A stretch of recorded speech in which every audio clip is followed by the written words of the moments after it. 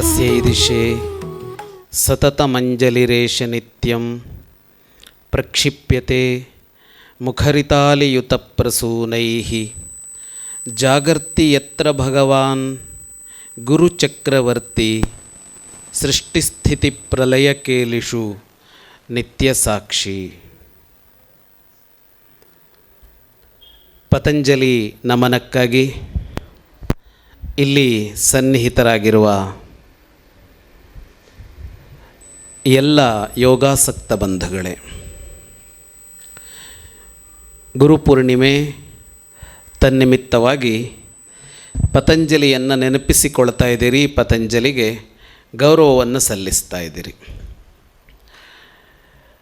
ಗುರುಪೂರ್ಣಿಮೆ ಅಂತ ಅಂದರೆ ವರ್ಷದ ಒಂದು ದಿನ ಗುರುವನ್ನು ನೆನಪಿಸಿಕೊಳ್ಳುವಂತಹ ದಿನ.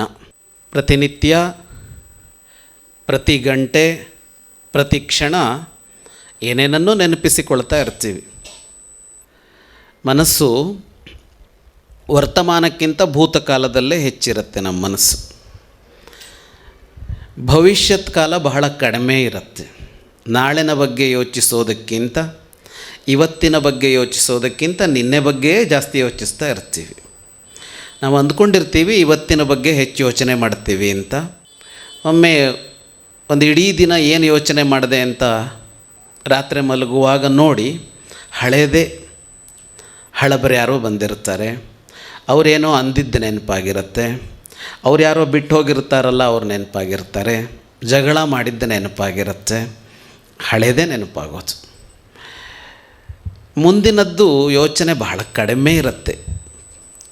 ಭವಿಷ್ಯದ ಬಗ್ಗೆ ಪ್ರತಿದಿನ ಎಷ್ಟು ಯೋಚನೆ ಮಾಡ್ತೀವಿ ಅಂದರೆ ಬಹಳ ಕಡಿಮೆ. ವರ್ತಮಾನದ ಬಗ್ಗೆ ಅನಿವಾರ್ಯ ಆದಾಗ ಯಾರೋ ಎಳ್ಕೊಂಬರ್ತಾರೆ ನಮ್ಮನ್ನು, ಈ ಕಡೆ ಬರ್ತೀವಿ. ಇಲ್ಲೇನೋ ನಡೀತಿರತ್ತಲ್ಲ, ಆವಾಗ ಯೋಚನೆ ಕಟ್ಟಾಗಿ ಇಲ್ಲಿ ಜೊತೆಗೊಂದು ಮಾತಾಡಿ ಮತ್ತಿಲ್ಲಿ ಯಾರಾದರೂ ಸ್ವಲ್ಪ ಗ್ಯಾಪ್ ಕೊಟ್ಟರು ಅಂದರೆ ಮತ್ತೆಲ್ಲಿಗೆ ಹೋಗುತ್ತೆ ಮನಸ್ಸು? ಮತ್ತದು ಹಳೆ ಯೋಚನೆಗೆ ಹೋಯ್ತು, ನಿನ್ನೆಗೆ ಹೋಯ್ತು. ಹೀಗೆ ಯೋಚನೆ ಮಾಡ್ತಲೇ ಇರ್ತೀವಿ. ನಮ್ಮ ಯೋಚನೆಗಳಲ್ಲೆಲ್ಲ ಯಾರ್ಯಾರೋ ಬರ್ತಾರೆ. ಒಂದು ದಿನ ಗುರು ಬರಲಿ ಅಂತ ನಮ್ಮ ಹಿರಿಯರು ನೋಡಿದ್ರು. ಗುರುವಿನ ಬಗ್ಗೆ ಒಂದು ದಿನ ಆದರೂ ಯೋಚನೆ ಮಾಡಿ ಅಂತ. ಯಾಕೆ ಯೋಚನೆ ಮಾಡಬೇಕು ಗುರುವಿನ ಬಗ್ಗೆ? ಯಾವುದಾದ್ರೂ ಒಂದು ಯೋಚನೆ ಮಾಡಬೇಕು ಅಂದರೆ ಅದಕ್ಕೇನಾದರೂ ಒಂದು ಲಾಭ ಬೇಕಲ್ಲ. ಇವತ್ತೆಲ್ಲ ಲಾಭದ ಜಗತ್ತು. ಏನು ಸಿಗತ್ತೆ ಅಂತ ನೋಡದೆ ನಾವೇನೂ ಮಾಡೋಲ್ಲ, ಸುಮ್ಮನೆ ಅಂತೇನೂ ಮಾಡೋಲ್ಲ ಅಲ್ವಾ. ನಾವು ಇನ್ವೆಸ್ಟ್ ಮಾಡ್ತೀವಿ, ಅದಕ್ಕೆ ನಮಗೆ ಲಾಭ ಬರಬೇಕು ಅಂತ. ನಮ್ಮ ಸಮಯನೋ, ನಮ್ಮ ಯೋಚನೆನೋ, ನಮ್ಮ ಮಾತನ್ನೋ, ನಮ್ಮ ಕ್ರಿಯೆಯನ್ನೋ ಎಲ್ಲ ಇನ್ವೆಸ್ಟ್ಮೆಂಟೇ, ಹಣ ಮಾತ್ರ ಅಲ್ಲ. ಇಷ್ಟು ಕೊಟ್ಟೆ, ನನಗೆ ವಾಪಸ್ಸು ನೀವೇನು ಕೊಟ್ರಿ ಅಂತ ಕೇಳ್ಕೊಳ್ತೀವಿ. ಹಾಗಾಗಿ ನಾವು ಯೋಚನೆ ಮಾಡ್ತಾ ಇರ್ತೀವಲ್ಲ, ಈಗ ನಮಗೇನೋ ಸಿಗ್ತಾ ಇದೆ ಅಂತ ಅಂದ್ಕೊಂಡಿದ್ದೀವಿ ನಾವು, ನಮಗೇನೋ ಸಿಗ್ತಾ ಇದೆ ಅಂತ. ಒಂದು ನಾಯಿ ರಸ್ತೆಯಲ್ಲೆಲ್ಲೋ ಬಿದ್ದ ಒಂದು ಮೂಳೆಯನ್ನು ಕಚ್ಚಿ ತಿಂತಾ ಇತ್ತಂತೆ. ಇರುತ್ತೆ, ಬೆಂಗಳೂರು ನಾಯಿಗಳಲ್ಲಿ ಕಾಣಿಸೋಲ್ಲ, ಯಾಕೆಂದರೆ ಮೂಳೆ ಸಿಗೋಲ್ವಲ್ಲ ಇಲ್ಲಿ. ಮೂಳೆ ತಿಂತಾ ಇತ್ತದು. ಆಹಾ ಏನು ರುಚಿ ಅಂತ ಅದಕ್ಕೆ. ಯಾಕೆ? ಮೂಳೆ ತಿಂದಾಗೂ ರಕ್ತ ಬರ್ತಾ ಇದೆ, ಆ ರಕ್ತದ ರುಚಿ ಸಿಗ್ತಾ ಇದೆ ಅದಕ್ಕೆ. ಯಾರು ಹೇಳಬೇಕು ರಕ್ತ ಬಂದಿದ್ದು ಗಾಯ ಆದ ನಿನ್ನ ನಾಲಿಗೆ ಎದ್ದು ಅಂತ? ಅದಕ್ಕೆ ಅದು ಮೂಳೆಯಿಂದಲೇ, ಸಿಕ್ಕ ಎಲುಬಿನಿಂದಲೇ ರಕ್ತ ಹೊರಗೆ ಬರ್ತಾ ಇದೆ ಅಂತ ಖುಷಿ ಪಡ್ತಾ ಇದೆ.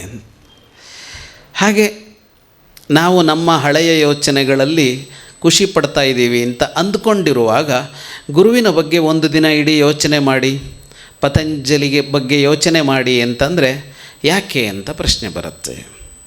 ಯಾಕೆ ಯೋಚನೆ ಮಾಡಬೇಕು ಗುರುವಿನ ಬಗ್ಗೆ? ಒಂದು ಊರಿತ್ತು. ಆ ಊರಿನ ಹೊರಭಾಗದಲ್ಲಿ ಒಂದು ದೊಡ್ಡ ಕೋಟೆಯ ತರಹದ ಗೋಡೆ ಇತ್ತು. ಬಹಳ ಎತ್ತರವಾದ ಗೋಡೆ.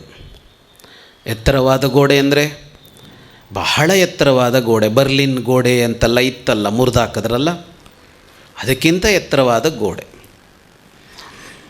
ಆ ಊರಿನವರೆಲ್ಲ ಹೇಳ್ತಾ ಇದ್ದರು, ಊರಿನ ಹಿಂದಿನವರು, ಅದರ ಆಚೆ ಇನ್ನೊಂದು ಊರಿದೆ ಅಂತ ಹೇಳ್ತಾ ಇದ್ದರು. ಬರೀ ಅಷ್ಟೇ ಹೇಳ್ತಾ ಇರಲಿಲ್ಲ ಅವರು, ಆ ಊರು ಬಹಳ ಚೆನ್ನಾಗಿದೆ, ಬಹಳ ಸೊಗಸಾಗಿದೆ, ಅಲ್ಲಿ ಬೇಕಾದ್ದೆಲ್ಲ ಸಿಗತ್ತೆ, ಅಂತ ಹೇಳ್ತಾ ಇದ್ದರು. ಬೇಕು ಬೇಕಾದ್ದೆಲ್ಲ ಎಲ್ಲಿ ಸಿಗುತ್ತೋ ಅದೇ ಒಳ್ಳೆಯ ಊರು ಅಲ್ವಾ? ನಾವ್ಯಾಕೆ ಬೆಂಗಳೂರಿಗೆ ಬಂದು ಬದುಕ್ತೀವಿ? ಬೇಕು ಬೇಕಾದ್ದೆಲ್ಲ ಸಿಗತ್ತೆ. ಹಳ್ಳಿಗೆ ಹೋದರೆ ಎಲ್ಲಿ ಸಿಗತ್ತೆ ಬೇಕು ಬೇಕಾದ್ದೆಲ್ಲ ಅಲ್ವಾ? ಈ ಬೇಕು ಬೇಕಾದ್ದೆಲ್ಲ ಹಣ ಕೊಟ್ಟರೆ ಸಿಗತ್ತೆ ಬೆಂಗಳೂರಲ್ಲಿ. ಆದರೆ ಆ ಊರಿನ ಕೋಟೆಯ ಆಚೆಯ ಊರು ಹೇಗಿತ್ತು ಅಂತ ಹೇಳ್ತಾ ಇದ್ದರು ಹಿರಿಯರು. ಅಂದರೆ ನೀನು ಅಲ್ಲಿ ಏನನ್ನಾದರೂ ನಿನಗೆ ಬೇಕು ಅಂದರೆ ನೀನು ಅದಕ್ಕೆ ಹಣ ಕೊಟ್ಟು ಖರೀದಿ ಮಾಡಬೇಕಾಗಿಲ್ಲ, ಉಚಿತವಾಗಿ ಸಿಗತ್ತೆ. ಉಚಿತವಾಗಿ ಸಿಗತ್ತೆ ಅಂದರೆ ಕಿವಿ ಎಲ್ಲ ನೆಟ್ಟಗಾಗತ್ತೆ ಅಲ್ವಾ? ಕಳೆದ ತಿಂಗಳು ಬೆಂಗಳೂರಿನಲ್ಲಿ ಬಹಳ ದೊಡ್ಡ ಕ್ಯೂ ಯಾವಾಗ ಬರುತ್ತೆ ಅಂದರೆ ವೈಕುಂಠ ಏಕಾದಶಿಗೆ ಭಾಳ ದೊಡ್ಡ ಕ್ಯೂ ಇರುತ್ತೆ. ವೈಕುಂಠ ಏಕಾದಶಿ ಮೀರಿಸಿದ್ದೊಂದು ಕ್ಯೂ ಕಳೆದ ತಿಂಗಳಾಯಿತು ನೋಡಿದ್ರಾ? 2 ತಿಂಗಳಲ್ಲಿ ಅಲ್ಲೆಲ್ಲೋ ರಾಮೇಶ್ವರಂ ಕೆಫೆಯವರು ಒಂದು ಇಡೀ ದಿನ ಶುರು ಮಾಡಿ ಫ್ರೀ ಕೊಟ್ಟರಲ್ಲ ಅಲ್ವಾ? ಅವತ್ತು ವೈಕುಂಠ ಏಕಾದಶಿ ಮೀರಿದ ಕ್ಯೂ ಇತ್ತು ಅಂತ. ಉಚಿತ ಸಿಗತ್ತೆ ಅಂದರೆ ಖುಷಿ ವಿಷಯ. ಆ ಊರಲ್ಲಿ ಉಚಿತವಾಗಿ ಸಿಗ್ತಾ ಇತ್ತು. ಅದರ ಜೊತೆಗೆ ಇನ್ನೂ ಒಂದು ಅಂಶ ಇದೆ ಅದರಲ್ಲಿ. ಏನು ಅಂದರೆ ಏನಾದರೂ ಒಂದು ಬೇಕು ಅಂದರೆ ಅದು ಸಿಗೋ ಜಾಗಕ್ಕೆ ಹೋಗಿ ಉಚಿತ ತಗೋಬೇಕಲ್ಲ, ಇಲ್ಲ ಹಂಗಲ್ಲ, ಇದ್ದಲ್ಲೇ ಉಚಿತ ಸಿಗ್ತಾಯಿತ್ತು.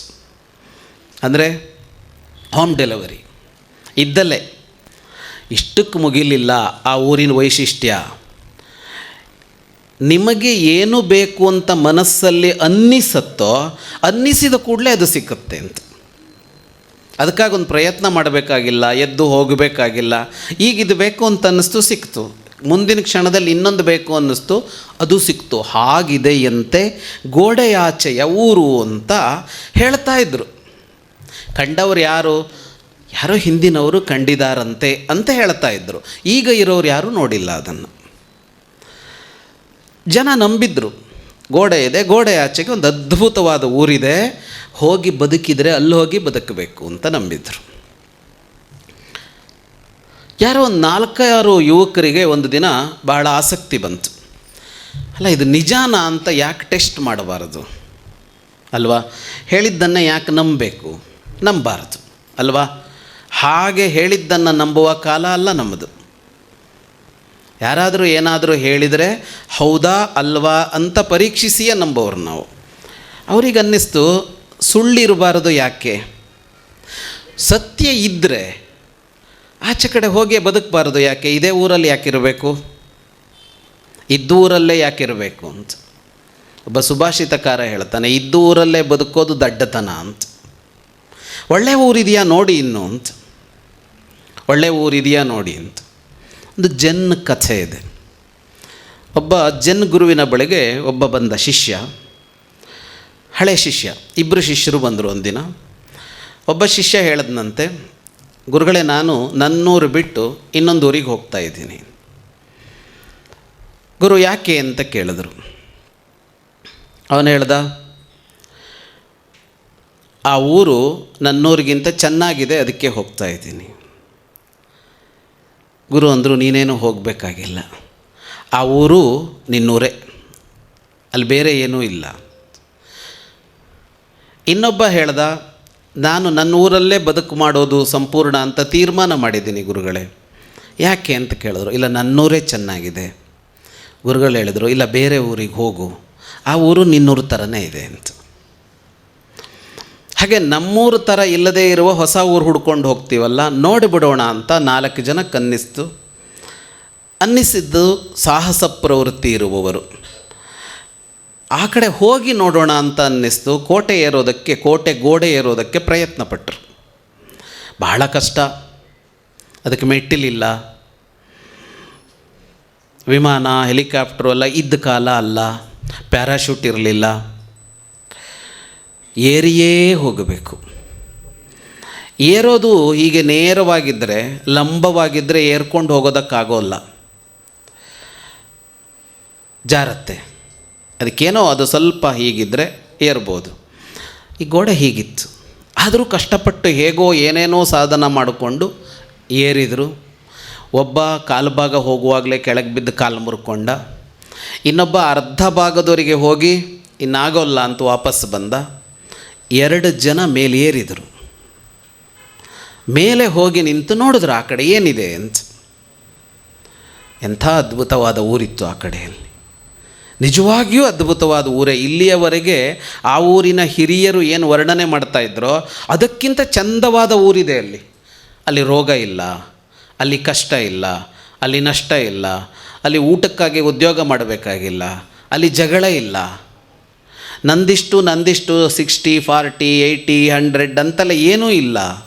ಎ ಖಾತ ಬಿ ಖಾತ ಯಾವ ಸಮಸ್ಯೆನೂ ಇಲ್ಲ ಅಲ್ಲಿ. ಅಷ್ಟು ಚೆನ್ನಾಗಿದೆ ಆ ಊರು ಅಂತ ಕಾಣಿಸ್ತು ಮೇಲೆ ನೋಡಿದಾಗ.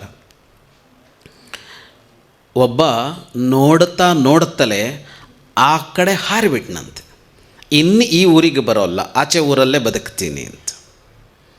ಇನ್ನೊಬ್ಬ ಅಲ್ಲೇ ನಿಂತೇ ಇದ್ದ, ಆ ಕಡೆ ನೋಡ್ತಾ ಇದ್ದ, ಹಿಂದಿರುಗಿ ಈ ಕಡೆ ನೋಡ್ತಾ ಇದ್ದ, ತನ್ನೂರನ್ನು ನೋಡ್ತಾ ಇದ್ದ, ತನ್ನವರನ್ನು ನೋಡ್ತಾ ಇದ್ದ. ಇಲ್ಲಿ ಕಷ್ಟ ಇದೆ, ಕಾರ್ಪಣ್ಯ ಇದೆ, ರೋಗ ಇದೆ, ರುಜಿನ ಇದೆ, ನಷ್ಟ ಇದೆ. ಯಾರೋ ಒಬ್ಬ ಮೇಲೆ ಹೇಳ್ತಾನೆ, ಆಮೇಲೆ ದಡಾರ್ ಅಂತ ಬೀಳ್ತಾನೆ, ಯಾರೋ ಇಬ್ಬರು ಜಗಳ ಆಡ್ತಾರೆ, ಯಾರೋ ಯಾರನ್ನು ಬಡ್ದು ಹಾಕ್ತಾನೆ, ಕೊಲ್ತಾನೆ, ಯಾರೋ ಆತ್ಮಹತ್ಯೆ ಮಾಡ್ಕೋತಾರೆ. ಒಂದಲ್ಲ ಎರಡಲ್ಲ 100 ಸಮಸ್ಯೆ ಈ ಕಡೆ ಕಾಣ್ತಾ ಇದೆ, ಆ ಕಡೆ ಏನೂ ಸಮಸ್ಯೆ ಇಲ್ಲ. ಅದೇ ಜಾಗದಲ್ಲಿ ನಾವು ನಿಂತಿದ್ದರೆ ಮೊದಲಿನವನು ಮಾಡಿದ ಕೆಲಸ ಮಾಡ್ತಿದ್ವಿ ಅಲ್ವಾ, ಎಷ್ಟು ಬೇಗ ಸಾಧ್ಯವೋ ಅಷ್ಟು ಬೇಗ ಆ ಕಡೆ ದಾಟ್ಕೋಬೇಕು ಅಂತ. ಆದರೆ ಈ ಗೋಡೆ ಮೇಲೆ ನಿಂತವನಿಗೆ ಹಾಗೆ ಅನ್ನಿಸ್ಲಿಲ್ಲ. ಅವನಿಗೆ ಈ ಕಡೆಯನ್ನು ನೋಡಿ ಅಯ್ಯೋ ಅಂತ ಅನ್ನಿಸ್ತು, ನನ್ನವರು ಕಷ್ಟದಲ್ಲಿದ್ದಾರಲ್ಲ, ನಾನೊಬ್ಬನೇ ಆಚೆ ಹೋದರೆ ಹೇಗೆ, ಇವರನ್ನು ಕರ್ಕೊಂಡು ಹೋಗಬೇಕು ಅಂತ ಅನ್ನಿಸ್ತು. ಇವರಿಗೂ ಅಲ್ಲಿ ನಿಜವಾಗಿ ಅಂಥ ಊರಿದೆ, ಈ ಊರು ಬೇಡ, ಆ ಊರಿಗೆ ಹೋಗೋಣ ಅಂತ ಕರ್ಕೊಂಡು ಹೋಗಬೇಕು ಅಂತ ಅನ್ನಿಸ್ತು. ಅದಕ್ಕೆ ಅವನೇನು ಮಾಡ್ದ, ಆ ಕಡೆ ಹಾರಲಿಲ್ಲ, ವಾಪಸ್ ಈ ಕಡೆನೇ ಹಾರದ. ಮತ್ತೆ ತನ್ನೂರಿಗೆ ಬಂದ. ತನ್ನೂರಿಗೆ ಬಂದು ತಾನು ಕಂಡ ಸತ್ಯವನ್ನು ಹೇಳ್ದ. ಅದ್ಭುತವಾದ ಒಂದು ಬದುಕಿದೆ ಆ ಕಡೆಯಲ್ಲಿ, ಅದರಲ್ಲಿ ನೋವಿಲ್ಲ, ನಲಿವೇ ಎಲ್ಲ. ನಾವೆಲ್ಲ ಅಲ್ಲಿಗೆ ಹೋಗೋಣ ಅಂತ ಹೇಳ್ದ. ಹೋಗೋದು ಹೇಗೆ ಅಂತ ಹೋಗಿ ಬಂದವನಲ್ವ ಅವನು.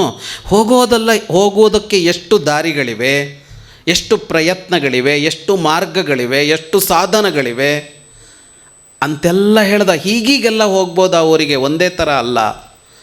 ಹಾಗಾಗಿ ನೀವೆಲ್ಲ ಪ್ರಯತ್ನ ಪಟ್ಟರೆ ನಾವೆಲ್ಲ ಆಚೆ ಊರಿಗೆ ಹೋಗಿ ಸೇರೋಣ ಅಂತ ಹೇಳ್ದ.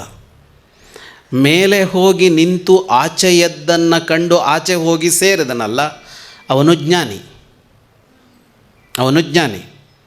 ಆಚೆ ಕಂಡದ್ದನ್ನು ಈಚೆ ಬಂದು ಮತ್ತೆ ಇವರಿಗೆ ಬೋಧಿಸಿ ಇವರನ್ನು ಸಿದ್ಧಪಡಿಸಿ ಕರೆದುಕೊಂಡು ಹೋಗೋದಕ್ಕೆ ಸಿದ್ಧನಾದ್ನಲ್ಲ, ಅವನು ಗುರು. ಅವನೇನು ಕಂಡಿದಾನೋ ಅದನ್ನು ಅವನು ಮಾತ್ರ ಅನುಭವಿಸ್ತಾ ಇಲ್ಲ, ನನಗೆ ಮಾತ್ರ ಸಿಕ್ತಲ್ಲ ಸಾಕು ಅಂತ ಸಂತೋಷ ಪಡ್ತಾ ಇಲ್ಲ, ಎಲ್ಲರಿಗೂ ಸಿಗಬೇಕು ಅಂತ. ಯಾಕೆ ಗುರುವನ್ನು ಒಂದು ದಿನ ನೆನಪು ಮಾಡಿಕೊಳ್ಳಿ ಅಂತ ಹೇಳಿದ್ರು ಅಂತಂದರೆ, ಇಂಥವನು ಗುರು. ನಾವು ಕಂಡಿಲ್ಲ ಆ ಬದುಕನ್ನು, ಬಹಳ ಚೆನ್ನಾಗಿದೆಯಂತೆ, ಅಲ್ಲಿ ಆನಂದ ಮಾತ್ರ ಇದೆಯಂತೆ, ಸಂತೋಷ ಮಾತ್ರ ಇದೆಯಂತೆ, ದುಃಖ ಇಲ್ಲವಂತೆ ಅಂತ.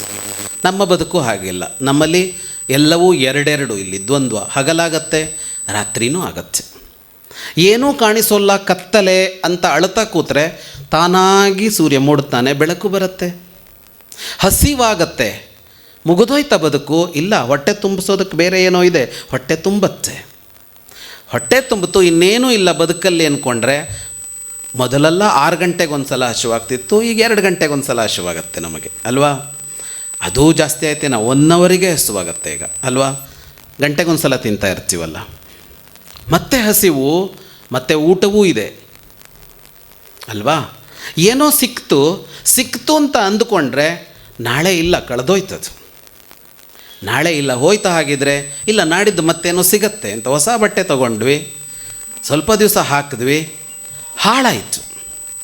ಹಾಳಾದ ಮೇಲೆ ಬಟ್ಟೆಯೇ ಇಲ್ಲ ಅಂತ ಆಗಲಿಲ್ಲ ಜಗತ್ತಿನಲ್ಲಿ, ಅದಕ್ಕಿಂತ ಚೆನ್ನಾಗಿರೋ ಬಟ್ಟೆನೇ ಸಿಗ್ಬೋದು, ಇನ್ನೂ ಒಳ್ಳೆ ಮಾಡೆಲ್, ಇನ್ನೂ ಒಳ್ಳೆ ಕಲರ್ ಅಲ್ವಾ. ಹೊಸ ಸ್ಟೈಲ್ ಬಂದಿರುತ್ತೆ ಅಷ್ಟೊತ್ತಿಗೆ. ಹಳೆ ಬಟ್ಟೆ ಹಾಕೋ ತನಕ ಸ್ಟೈಲ್ ಬದಲಾಗಿರುತ್ತಲ್ಲ, ಹೊಸ ಬಟ್ಟೆ ಬರಬೇಕಲ್ವ. ಅಂದರೆ ಎರಡೂ ಇದೆ ಇಲ್ಲಿ, ಸುಖನೂ ಇದೆ, ದುಃಖನೂ ಇದೆ, ಕಷ್ಟನೂ ಇದೆ, ನಷ್ಟನೂ ಇದೆ, ಒಳಿತೂ ಇದೆ, ಕೆಡುಕು ಇದೆ, ಹುಟ್ಟೂ ಇದೆ, ಸಾವು ಇದೆ. ಮನೆಯಲ್ಲಿ ಇವತ್ತು ಮಗು ಹುಟ್ಟಿತು, ನಾಳೆ ಮನೆಯಲ್ಲಿ ಯಾರೋ ಸತ್ತೋದ್ರು. ಈ ಎರಡೂ ಬರ್ತಾ ಇದೆಯಲ್ಲ, ಒಂದಾದ ಮೇಲೆ ಒಂದು. ಆದರೆ ಅಲ್ಲೊಂದು ಬದುಕಿದೆ, ಅಲ್ಲಿ ಒಂದೇ ಇದೆ, ಯಾವುದು ಅಂದರೆ ಸುಖ, ಸಂತೋಷ, ನೆಮ್ಮದಿ, ತೃಪ್ತಿ, ಆನಂದ ಮಾತ್ರ ಇದೆ ಅಂತ ಒಬ್ಬ ಕಂಡುಕೊಂಡ. ಯಾರು ಕಂಡುಕೊಂಡಿದ್ದು? ಪತಂಜಲಿ ಅಂತ ಯಾರೋ ಗುರು ಕಂಡುಕೊಂಡ. ಒಬ್ಬ ಗುರು ಅಲ್ಲ, ಅಸಂಖ್ಯ ಗುರುಗಳಿದ್ದಾರೆ. ಪತಂಜಲಿ ಅಂತವರು ಕಂಡುಕೊಂಡವರು ಏನು ಮಾಡಿದ್ರು? ನಮಗೆ ಗೊತ್ತು ಮಾಡೋದಕ್ಕೆ ಅಂತ ಅವರು ಅದನ್ನು ಬರೆದರು. ಹೀಗೊಂದು ಬದುಕಿದೆ ಅಂತ ಬರೆದರು. ಅದರ ಜೊತೆಗೆ ಏನು ಮಾಡಿದರೆ ಅಲ್ಲಿಗೆ ಹೋಗೋದಕ್ಕಾಗತ್ತೆ ಅಂತಲೂ ಬರೆದರು. ದಾರಿ ತೋರಿದರು, ಅರಿವು ಕೊಟ್ಟರು, ದಾರಿ ತೋರಿದರು. ಇಷ್ಟೇ ಮಾಡಿದರ ಅಂದರೆ ಇಷ್ಟೇ ಅಲ್ಲ ಅವರು ಮಾಡಿದ್ದು, ನಮ್ಮನ್ನು ನಮ್ಮ ಜೊತೆಗೆ ನಿಂತು ಅಲ್ಲಿಗೆ ಕರೆದುಕೊಂಡು ಹೋದರು ಅಂತ. ನಿಜವಾದ ಗುರು ಅಂಥ ಕೆಲಸ ಮಾಡ್ತಾನೆ. ಅವನೇ ಬರ್ತಾನೆ ನಮ್ಮ ಬಳಿಗೆ. ಅಯೋಧ್ಯೆಯಲ್ಲಿ ದಶರಥನಿಗೆ ಬಹಳ ಕಾಲ ಮಕ್ಕಳಿರಲಿಲ್ಲ. ಎಷ್ಟೋ ಕಾಲ ಆಗಿತ್ತು ಮಕ್ಕಳಾಗದೆ. 60,000 ವರ್ಷ ಅಂತೆ ಅವನಿಗೆ, 60,000 ವರ್ಷ ಮಕ್ಕಳಾಗಿರಲಿಲ್ಲ. ಅಶ್ವಮೇಧ ಯಾಗ ಮಾಡ್ದ, ಪುತ್ರಕಾಮೇಷ್ಟಿ ಮಾಡ್ದ, ಋಷ್ಯಶೃಂಗರನ್ನು ಕರೆಸಿ ದೇವಲೋಕದಿಂದ ಪಾಯಸ ಬಂತು. ಇದಂ ಪಾಯಸಂ ದೇವನಿರ್ಮಿತಂ ಅಂತ ಕೊಟ್ಟರು. ಪಾಯಸ ಕುಡಿದ ಮೇಲೆ ಮಕ್ಕಳು ಹುಟ್ಟಿದರು. ರಾಮ, ಲಕ್ಷ್ಮಣ, ಭರತ, ಶತ್ರುಘ್ನ. ಇನ್ನೂ 14 ವರ್ಷ ರಾಮನಿಗೆ. 14 ವರ್ಷ. ಆಗ ದಶರಥ ಆಸ್ಥಾನದಲ್ಲಿದ್ದ, ಸಿಂಹಾಸನದಲ್ಲಿ ಕುಳಿತಿದ್ದ. ಎಲ್ಲರೂ ಇದ್ದರು ಸುತ್ತ. ಇದ್ದಕ್ಕಿದ್ದಂತೆ ವಿಶ್ವಾಮಿತ್ರರು ಬಂದರು ಅಲ್ಲಿಗೆ. ನೀವು ಕೇಳಿರುವ ಕಥೆಯೇ ಇದು. ವಿಶ್ವಾಮಿತ್ರರು ಬಂದರು. ವಿಶ್ವಾಮಿತ್ರರು ಬಂದರು ಅಂದರೆ ದೊಡ್ಡವರು ಸ್ವಾಗತ ಮಾಡಿದ್ರು. ಆದರೆ ಈ ಬಂದು ಕರೆಸಿ ಮಾತಾಡ್ತೀವಲ್ಲ, ಅವ್ರು ನಮಗೆ ಖುಷಿಯಾಗೋಗಿ ಮಾತಾಡಿದ್ರು ಪರವಾಗಿಲ್ಲ. ನಮಗೆ ಕಷ್ಟ ಆಗೋಗಿ ಮಾತಾಡಿದರೆ ಭಾಳ ಸಮಸ್ಯೆ ಆಗುತ್ತೆ. ಯಾರಿಗೆ? ನಿಮಗೂ, ಸಂಘಟಕರಿಗೂ.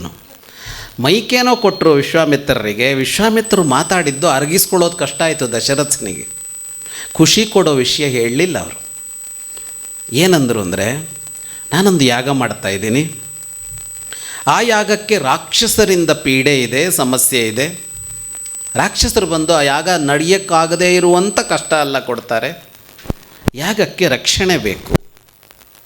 ಯಾಗ ರಕ್ಷಣೆಗೆ ನಿನ್ನ ಮಗ ರಾಮನನ್ನು ಕಳಿಸು ಅಂತ ಅಂದರು. ದಶರಥನಿಗೆ ಈಗಿನ ನಾವ್ಯಾರಾದರೂ ಆಗಿದ್ದರೆ ಹಾರ್ಟ್ ಅಟ್ಯಾಕ್ ಆಗಿ ಅಲ್ಲೇ ಹಾರ್ಟ್ ಫೇಲ್ಯೂರ್ ಮುಗಿದೋಗ್ತಿತ್ತು. ಯಾಕೆ ಅಂದರೆ ಎಷ್ಟು 1000 ವರ್ಷ ಕಷ್ಟಪಟ್ಟು ಒಂದು ಮಗನ ಪಡ್ಕೊಂಡಿದ್ದಾನೆ. ಹೋಗಿ ರಾಕ್ಷಸರನ್ನು ಎದುರಿಸೋದಕ್ಕೆ 14 ವರ್ಷದ ಸಣ್ಣ ಹುಡುಗನನ್ನು ಕಳಿಸಿಕೊಡು ಅಂತ ಕೇಳ್ತಾರೆ. ದಶರಥ ಸಿದ್ಧನಾಗಲಿಲ್ಲ. ದಶರಥ ಹೇಳ್ದ, ಇಲ್ಲ ನಾನು ಬರ್ತೀನಿ, ನನ್ನ ಸೇನೆ ಬರುತ್ತೆ, ಮಕ್ಕಳು ಸುದ್ದಿಗೊಂದು ಬರಬೇಡಿ ಅಂತ. ವಿಶ್ವಾಮಿತ್ರ ಕೇಳಿಲ್ಲ, ನೀನು ಬೇಡ, ನಿನ್ನ ಸೇನೆನೂ ಬೇಡ, ಯಾರು ಬೇಕು? ರಾಮ ಒಬ್ಬನೇ ಬೇಕು. ದಶರಥ ಒಪ್ಪಲಿಲ್ಲ, ವಿಶ್ವಾಮಿತ್ರರು ಬಿಡಲಿಲ್ಲ. ಕೊನೆಗೆ ವಸಿಷ್ಠರು ಮಧ್ಯಪ್ರವೇಶ ಮಾಡಬೇಕಾಯಿತು. ಇಲ್ಲ, ಯೋಚನೆ ಮಾಡಬೇಡ, ರಾಮನನ್ನು ಕಳಿಸಿಕೊಡು ಅಂತ. ರಾಮನನ್ನು ಕಳಿಸಿಕೊಡು, ತೊಡಕಿಲ್ಲ ಅಂತ ವಸಿಷ್ಠರು ಹೇಳಿದ ಮೇಲೆ ದಶರಥ ಒಲ್ಲದ ಮನಸ್ಸಿನಿಂದ ಕಳಿಸಿಕೊಟ್ಟ. ವಿಶ್ವಾಮಿತ್ರರು ರಾಮನನ್ನು ಕರ್ಕೊಂಡು ಹೋದರು. ಆ ಕಥೆ ಗೊತ್ತಿದೆ. ಏನು ಮಾಡ್ದ ಅಲ್ಲಿ? ರಾಮ ಅಂದರೆ ರಾಮಲಕ್ಷ್ಮಣ ಹೋದರು. ಅಲ್ಲಿ ತಾಟಕಿ, ಮಾರೀಚ, ಸುಬಾಹು ಅವರೆಲ್ಲ ಇದ್ದರು. ತಾಟಕಿಯನ್ನು ಕೊಂದ ರಾಮ. ಮಾರೀಚನಿಗೆ ಬಾಣ ಬಿಟ್ಟು ದೂರ ಕಳಿಸಿದ. ಸುಬಾಹುವನ್ನು ಕೊಂದ. ಅಹಲ್ಯೆಯನ್ನು ಉದ್ಧರಿಸಿದ. ಏನೇನೋ ನಡೀತು ಅಲ್ಲಿ. ಈ ಪ್ರಶ್ನೆ ಇರೋದು ಏನು ಅಂತ ಕೇಳಿದರೆ, ಈ ವಿಶ್ವಾಮಿತ್ರರಿಗೆ ನಿಜವಾಗಿಯೂ ಒಂದು ಯಾಗ ಮಾಡೋದಿತ್ತ? ಆ ಯಾಗ ಅಲ್ಲೇ ಮಾಡಬೇಕಾಗಿತ್ತ? ಆ ಯಾಗ ರಕ್ಷಣೆಗೆ ರಾಮನೇ ಬರಬೇಕಾಗಿತ್ತ ಅಂತ ನೋಡಿದ್ರೆ ಅದು ಪೂರ್ಣ ಸತ್ಯ ಅಲ್ವೇನೋ ಅಂತ ಅನಿಸುತ್ತೆ. ರಾಮಾಯಣವನ್ನು ಬಹಳ ಆಳವಾಗಿ ನೋಡಿದರೆ ಹೀಗೆ ಯಾವುದೋ ಒಂದು ವಿದ್ಯೆಯನ್ನು ಕೊಡಬೇಕಿತ್ತು ವಿಶ್ವಾಮಿತ್ರರಿಗೆ. ಅದಕ್ಕಾಗಿ ಹುಡುಕಿಕೊಂಡು ಬಂದಿದ್ದರು ಅವರು. ಇಲ್ಲಿಂದ ಕರ್ಕೊಂಡು ಹೊರಡ್ತಾರಲ್ಲ ವಿಶ್ವಾಮಿತ್ರರು, ಅಲ್ಲಿಗೆ ಹೋಗುವ ತನಕ ರಾಮನಿಗೆ ಪಾಠ ಹೇಳ್ತಲೇ ಹೋಗ್ತಾರೆ ಅವರು. ಬಲ, ಅತಿಬಲ ಅಂತ 2 ಮಹಾವಿದ್ಯೆ ಕೊಡ್ತಾರೆ ಅವನಿಗೆ. ಮಹಾ ಅಸ್ತ್ರಗಳು, ಬಹಳ ಅಸ್ತ್ರಗಳನ್ನು ಕೊಡ್ತಾರೆ, ಉಪದೇಶ ಮಾಡ್ತಾರೆ. ಅವನಿಗೆ ಹಳೆ ಕಥೆಯೆಲ್ಲ ಹೇಳ್ತಾ ಹೋಗ್ತಾರೆ, ಹಿಸ್ಟ್ರಿ. ಆಮೇಲೆ ಎಲ್ಲಿ ಹೋಗ್ತಾರೋ ಆ ನದಿಯ ಉಗಮ, ಅದರ ಕಥೆ, ಆ ಬೆಟ್ಟದ ಕಥೆ, ಆ ಕಾಡು, ಆ ಕಾಡಿನ ಕಥೆ, ಭೂಗೋಳ ಪಾಠ. ಅಂದರೆ ಇಲ್ಲಿಂದ ಕರ್ಕೊಂಡು ಹೊರಟವರು ಭೂಗೋಳ, ಇತಿಹಾಸ, ರಾಜನೀತಿ ಎಲ್ಲ ಕಲಿಸ್ತಾ ರಾಮನಿಗೆ ಅದ್ಭುತವಾದ ವಿದ್ಯೆ ಕೊಟ್ಟರು ಅಂತ. ಅದನ್ನು ನೋಡಿದಾಗ ಅನಿಸುತ್ತೆ ವಿಶ್ವಾಮಿತ್ರರ ಯಾಗ ಅನ್ನೋದು ನೆವ. ಅವರಿಗೇನು ಮಾಡಬೇಕಾಗಿತ್ತು? ರಾಮನಿಗೆ ಗುರುವಾಗಿ ಏನನ್ನೋ ಕೊಡಬೇಕಾಗಿತ್ತು ಅಂತ. ಯಾಕೆ ಈ ಕತೆ ನೆನಪು ಮಾಡಿಕೊಂಡಿದ್ದು ಅಂದರೆ, ಗುರು ಹೀಗೆ ಕರುಣಾಶಾಲಿ. ಅವನು ಹುಡುಕಿಕೊಂಡು ಬರ್ತಾನೆ, ನಾವಿರುವಲ್ಲಿ ಬರ್ತಾನೆ, ನಮ್ಮ ಸಮೀಪಕ್ಕೆ ಬರ್ತಾನೆ. ನಮ್ಮ ಸಮೀಪಕ್ಕೆ ಬರ್ತಾನೆ ಅಂದರೆ ಏನು? ಬರಲಿಲ್ವಲ್ಲ ಅಂದರೆ, ನೀವಿರೋ ಏರಿಯಾದಲ್ಲಿ ರಾಷ್ಟ್ರೋತ್ತಂದರ ಯೋಗ ಕೇಂದ್ರ ಮಾಡಿದ್ರಲ್ಲ ಅಂದರೆ ಹುಡ್ಕೊಂಡು ಬಂತು ಅಂತಲೇ ಅರ್ಥ ವಿದ್ಯೆ ಅಂತ. ನಾವಿರೋಲ್ಲಿ ಎಲ್ಲೋ ಬರುತ್ತೆ ಬಯಸಿದರೆ. ಹುಡುಕಿಕೊಂಡು ಒಬ್ಬ ಗುರು ಬರ್ತಾನೆ, ಕೊಡ್ತಾನೆ ಅವನದನ್ನು ಅಂತ. ಎಂಥ ಗುರು ಅಂದರೆ ಅಲ್ಲಿಯ ಆನಂದವನ್ನು ಇನ್ಯಾವುದೋ ದೊಡ್ಡದನ್ನು ನೋಡಿದವನು ಇನ್ನಲ್ಲದಿಲ್ಲ ಅಂತ ತುಂಬಿಕೊಡೋದಕ್ಕೆ ಬರ್ತಾನೆ ಅಂತ. ಇಂಥ ಹಲವು ಗುರುಗಳ ಕಥೆಗಳಿಂದ ತುಂಬಿ ಹೋಗಿದೆ ಭಾರತದ ಪುರಾಣ, ಕಾವ್ಯ, ಇತಿಹಾಸ ಇವುಗಳನ್ನು ನೋಡಿದರೆ ರಾಜರುಗಳಿಗಿಂತ ಹೆಚ್ಚು ಕಾಣಿಸಿಕೊಂಡಿದ್ಯಾರು ಅಂದರೆ ಗುರು ಶಿಷ್ಯರು ಅಂತ. ಎಷ್ಟು ಗುರು ಶಿಷ್ಯರಿದ್ದಾರೆ ಇಲ್ಲಿ. ಸಮರ್ಥ ರಾಮದಾಸರಿದ್ದರು, ಶಿವಾಜಿ, ಒಬ್ಬ ಚಿತ್ರಗುಪ್ತ ಕಾಣಿಸಿದ, ಪಕ್ಕದಲ್ಲಿ ಯಾರು ಕಾಣಿಸಿದರು? ಚಾಣಕ್ಯ ಕಾಣಿಸಿದ. ಒಬ್ಬ ರಾಮ, ಅಲ್ಲೇ ವಿಶ್ವಾಮಿತ್ರರು, ಅಲ್ಲಿ ವಸಿಷ್ಠರು. ಒಬ್ಬ ಕೃಷ್ಣ ಬಂದರೆ ಅಲ್ಲಿ ಸಂದೀಪನಿ ಮುನಿಗಳು. ಎಷ್ಟು ಜನ ಇಂಥವರು ಅಂತ ಗುರು ಶಿಷ್ಯರ ಜೋಡಿಗಳನ್ನು ನೋಡ್ತಾ ಹೋಗ್ತೇವೆ ನಾವು. ಒಬ್ಬ ಕಬೀರರು ಕಾಣಿಸ್ಕೊಂಡ್ರು ಅಂದರೆ ಅಲ್ಲೆಲ್ಲೋ ರಾಮಾನಂದರಿದ್ದರು, ಅಲ್ಲೆಲ್ಲೋ ಒಬ್ಬರು ವಿವೇಕಾನಂದರು. ಇಡೀ ಸನಾತನತೆಯನ್ನು ಜಗತ್ತಿನ ಎದುರು ತಗೊಂಡೋಗಿಟ್ರು ಅಂದರೆ ಅದರ ಹಿಂದೊಬ್ಬ ರಾಮಕೃಷ್ಣ ಪರಮಹಂಸರು ಅಂತ ಒಬ್ಬರು ಇದ್ದರು. ಹೀಗೆ ಇಡೀ ಭಾರತ ಗುರು ಶಿಷ್ಯರ ಕಥೆಗಳಿಂದ ತುಂಬಿ ಹೋಗಿದೆ. ಈ ಗುರು ಅಲ್ಲಲ್ಲಿ ಆಗಾಗ ಕಾಣಿಸಿಕೊಂಡು ಒಬ್ಬ ಶಿಷ್ಯನನ್ನು ಉದ್ಧರಿಸ್ತಾ ಅವನ ಮೂಲಕ ಹಲವರಿಗೆ ಬೇಕಾದ್ದನ್ನು ಕೊಡ್ತಾ ಹೋದ ಕಥೆಗಳು ಅಂತ. ಪರಮ ಕರುಣಾಶಾಲಿ ಗುರು ಅಂತ. ಉಪನಿಷತ್ತಿನ ಒಂದು ಘಟನೆ ಇದು ಕೇಳಿರ್ತೀರಿ ನೀವು. ಸತ್ಯಕಾಮ ಜಾಬಾಲ ಅಂತ ಕೇಳಿರ್ತೀರಿ. ಜಬಾಲ ಅಂತ ಒಬ್ಬಳಿದ್ಲು. ಅವಳೇನು ಮಾಡ್ತಾಯಿದ್ಲು ಅಂದರೆ ಮನೆ ಕೆಲಸಗಳನ್ನು ಮಾಡ್ತಾಯಿದ್ಲು. ಹೌಸ್ ಕೀಪಿಂಗ್, ಮನೆ ಕೆಲಸ ಮಾಡ್ತಾಯಿದ್ದವಳು. ಅವಳಿಗೊಬ್ಬ ಮಗ, ತುಂಬ ಬಡವಳು, ಯಾರೂ ಗತಿ ಇಲ್ಲ, ದಿಕ್ಕಿಲ್ಲ. ಆ ಮಗನಿಗೊಂದು ನಾಮಕರಣವನ್ನೂ ಮಾಡಿಲ್ಲ, ಹೆಸರೂ ಇಟ್ಟಿಲ್ಲ. ಜಬಾಲಿಯ ಮಗನನ್ನು ಜಾಬಾಲ ಅಂತ ಕರೀತಾರೆ. ಹಾಗೆ ಅವನಿಗೆ ಹೆಸರೇ ಇಲ್ಲ. ಹೆಸರು ಯಾರು ಇಡಬೇಕು? ನಾಮಕರಣ ಮಾಡೋದಕ್ಕೆ, ನಾಮಕರಣ ಕಾರ್ಯಕ್ರಮ ಮಾಡೋದಕ್ಕೆ ಯಾರೂ ಇಲ್ಲ, ಏನೂ ಇಲ್ಲ. ಹಾಗೆ ಇದ್ದವರು. ಅವನು ನೋಡ್ತಾ ಇದ್ದ, ಅಲ್ಲಿಯೇ ಪಕ್ಕದಲ್ಲೊಂದು ಗುರುಕುಲ ಇತ್ತು. ಆ ಗುರುಕುಲದಲ್ಲಿ ಯಾವುದ್ಯಾವುದೋ ಕಡೆಯಿಂದ ವಿದ್ಯಾರ್ಥಿಗಳೆಲ್ಲ ಬಂದು ಪಾಠ ಕಲಿತಾ ಇದ್ದರು. ಅವನು ನೋಡ್ತಾ ಇದ್ದ, ಸಣ್ಣ ಹುಡುಗ, ಅವನ ವಯಸ್ಸಿನವರು, ಅವನಿಗಿಂತ ದೊಡ್ಡವರು. ಅಲ್ಲಿ ಏನೋ ಹೇಳ್ಕೊಡ್ತಾರೆ, ಏನೋ ಕಲಿಸ್ತಾರೆ. ಆದರೆ ಇವನನ್ನು ಕರ್ಕೊಂಡೋಗಿ ಶಾಲೆಗೆ ಸೇರಿಸೋರು ಯಾರೂ ಇಲ್ಲ, ಗುರುಕುಲಕ್ಕೆ ಸೇರಿಸೋರು ಯಾರೂ ಇಲ್ಲ. ತಾಯಿ ಎಲ್ಲೋ ಕೆಲಸ ಮಾಡ್ಕೊಂಡಿದ್ದಾಳೆ. ಅವನು ಹೋದ ಗುರುವಿನ ಬಳಿಗೆ, ಗೌತಮರ ಬಳಿಗೆ ಹೋಗಿ ಹೇಳ್ದ, ನನಗೆ ವಿದ್ಯೆ ಕಲಿಬೇಕಿದೆ ಅಂತ ಹೇಳ್ದ. ವಿದ್ಯೆ ಕಲಿಬೇಕು ಅಂತ ಅಂದ ಕೂಡಲೇ ಶಾಲೆಗೆ ಸೇರೋದು ಅಂದರೆ ಸುಲಭ ಅಲ್ವಲ್ಲ. ಸುಮಾರು ಸರ್ಟಿಫಿಕೇಟ್ ಕೊಡಬೇಕಲ್ವ, ಏನೇನೋ ಸರ್ಟಿಫಿಕೇಟ್ ಕೊಡಬೇಕು. ಅಪ್ಪಂದು, ಅಮ್ಮಂದು ಎಲ್ಲ ಕೊಡಬೇಕಲ್ಲ. ಎಷ್ಟು ಇನ್ಕಮ್ಮು, ಯಾವ ಜಾತಿ, ಒಂದೆರಡಲ್ಲ, ಸುಮಾರು ಬೇಕು ಅವರಿಗೆ, ಸಾಕಷ್ಟು ಬೇಕು ಅವರಿಗೆ. ಕೇಳಿದ್ರು, ಯಾರಪ್ಪ ನೀನು ಅಂತ. ಇಷ್ಟೆಲ್ಲ ಕೇಳಲಿಲ್ಲ ಅವರು, ಯಾರು ನೀನು ಅಂತ ಕೇಳಿದ್ರು. ಹೇಳೋದಕ್ಕೇನಿದೆ ಅವನಿಗೆ? ಅವನಿಗೆ ಹೆಸರು ಕೂಡ ಗೊತ್ತಿಲ್ಲ. ತಾಯಿಯ ಬಳಿಗೆ ಬಂದು ಕೇಳ್ದ, ನೀನು ಯಾರು, ಯಾರ ಮಗ ಅಂತ ಕೇಳಿದ್ರು ಗುರುಗಳು. ಏನು ಹೇಳಲಿ ಅಂತ. ಅವಳು ಹೇಳಿದ್ಲು, ನೀನು ಯಾರ ಮಗ ಅಂತ ನನಗೂ ಗೊತ್ತಿಲ್ಲ. ಯಾರದೋ ಮನೆಗಳಲ್ಲಿ ಕೆಲಸ ಮಾಡ್ತಾ ಇದ್ದೆ, ನೀನು ಹುಟ್ಟಿ ಬಂದೆ ಅಂತ ಒಬ್ಬ ಹುಡುಗ ಹೋಗಿ ಗುರುಗಳ ಬಳಿಗೆ ಹೇಳ್ದ. ಏನಂತ ಅಂದರೆ ಇಷ್ಟೇ, ತಾಯಿ ಹೇಳಿದಾಳೆ, ನಾನು ಯಾರ ಮಗ ಅಂತ ಗೊತ್ತಿಲ್ಲ, ಜಬಾಲೆಯ ಮಗ ಇಷ್ಟೇ ಅಂತ. ಈಗಾಗಿದ್ದರೆ ಫೇಕ್ ಸರ್ಟಿಫಿಕೇಟ್ ಎಲ್ಲ ಹುಡ್ತಿತ್ತು. ಇನ್ಕಮ್ ಸರ್ಟಿಫಿಕೇಟ್ ಸುಳ್ಳು ಹುಟ್ಟಿಸೋದು ಹೇಗೆ, ಆಧಾರ್ ಕಾರ್ಡ್ ಹುಟ್ಟಿಸೋದು ಹೇಗೆ ಎಲ್ಲ ಗೊತ್ತಿದೆಯಲ್ಲ. ಪಾಪ ಆ ಕಾಲದವ್ರಿಗೆ ಗೊತ್ತಿರಲಿಲ್ಲ ಅನಿಸುತ್ತೆ. ಸತ್ಯ ಹೇಳಿದ ಅವನು. ಸತ್ಯ ಹೇಳಿದ ಕೂಡಲೇ ಗುರು ಅವನನ್ನು ಗುರುಕುಲಕ್ಕೆ ಸೇರಿಸಿಕೊಳ್ತಾರೆ. ಸೇರಿಸಿಕೊಂಡು ಹೇಳ್ತಾರೆ, ನಿನ್ನನ್ನು ಗುರುಕುಲಕ್ಕೆ ಸೇರಿಸಿಕೊಂಡಿದ್ದು ಹೇಗೆ ಅಂದರೆ ನೀನು ಉತ್ತೀರ್ಣನಾಗಿದ್ದಿ ಅಂತ. ಅಂದರೆ ಎಂಟ್ರೆನ್ಸ್ ಎಕ್ಸಾಮಲ್ಲಿ ಪಾಸ್ ಆದೆ ಅಂತ. ಎಂಟ್ರೆನ್ಸ್ ಎಕ್ಸಾಮ್ ಎಲ್ಲಾಯಿತು ಅಂತ ಅಂದರೆ ಸತ್ಯ ಹೇಳಿದನಲ್ಲ, ಪ್ರಾಮಾಣಿಕತೆ ತೋರಿಸಿದನಲ್ಲ, ಅದೇ ಎಂಟ್ರೆನ್ಸ್ ಎಕ್ಸಾಮ್. ಪ್ರಾಮಾಣಿಕತೆಯೇ ಪ್ರವೇಶಕ್ಕೆ ದಾರಿ ಅಂತ. ಸತ್ಯ ಹೇಳಿದನಲ್ಲ, ಅದೇ ದಾರಿ ಅಂತ. ಅವನನ್ನು ಸೇರಿಸಿಕೊಂಡರು, ಸತ್ಯಕಾಮ ಅಂತ ಕರೆದರು ಅವನನ್ನು. ಗುರು ಎಷ್ಟು ಕರುಣಾಳು ಅಂತ ಅಂದರೆ, ವಿದ್ಯೆಯ ಹಸಿವಿದೆ ಅಂದರೆ, ಕಲಿಯಬೇಕು ಅನ್ನುವ ಬಯಕೆ ಇದೆ ಅಂದರೆ ಅವನು ಯಾರು ಅಂತ ನೋಡಲ್ಲ, ಅವನ ಯೋಗ್ಯತೆ ಏನು ಅಂತ ನೋಡಲ್ಲ, ಅವನ ಅರ್ಹತೆ ಏನು ಅಂತ ನೋಡಲ್ಲ, ಅವನನ್ನು ಯೋಗ್ಯನನ್ನಾಗಿಸಿ ಬಿಡ್ತಾನೆ ಅಂತ. ಇಂಥ ನೂರಾರು ಕಥೆಗಳ, ಸಾವಿರಾರು ಕಥೆಗಳ ಆಗರ ನಮ್ಮ ಈ ಭೂಮಿ, ಭರತ ಭೂಮಿ. ಇದನ್ನು ಗುರುಭೂಮಿ ಅಂತ ಕರೀಬೇಕು. ಈಗ ಒಂದೊಂದು ದೇಶವನ್ನು, ಇಡೀ ಜಗತ್ತನ್ನು ಒಂದು ಅಂತ ಅಂದುಕೊಂಡು ಅದೇನು ಅಂತ ನೋಡೋದಾದರೆ, ಒಂದು ಊರು ಅಂದ್ಕೊಳ್ಳೋಣ, ಇಡೀ ಜಗತ್ತನ್ನು ಗ್ಲೋಬಲ್ ಅನ್ನೋ ವಿಲೇಜ್ ಅಂತ ಅಂದ್ಕೊಳ್ಳೋಣ. ಒಂದು ಹಳ್ಳಿ, ಒಂದು ಊರು ಅಂದರೆ ಏನೆಲ್ಲ ಇರುತ್ತೆ ಅಂತ ನೋಡಿದಾಗ, ಯಾವ್ಯಾವ ಊರು ಏನೇನು ಅಂತ ನೋಡೋದಾದರೆ, ಯಾವ್ಯಾವ ದೇಶ ಏನೇನು ಅಂತ ನೋಡೋದಾದರೆ, ಅದರಲ್ಲಿ ಭಾರತ ಏನಾಗಿರಬಹುದು? ಅದು ಅಂಗಡಿನ, ಅದು ಮಾರ್ಕೆಟಾ, ಅದು ಹಾಸ್ಪಿಟಲ್ಲ, ಅದು ಏನದು ಅಂತ ಅಂದರೆ ಅದು ಶಾಲೆ.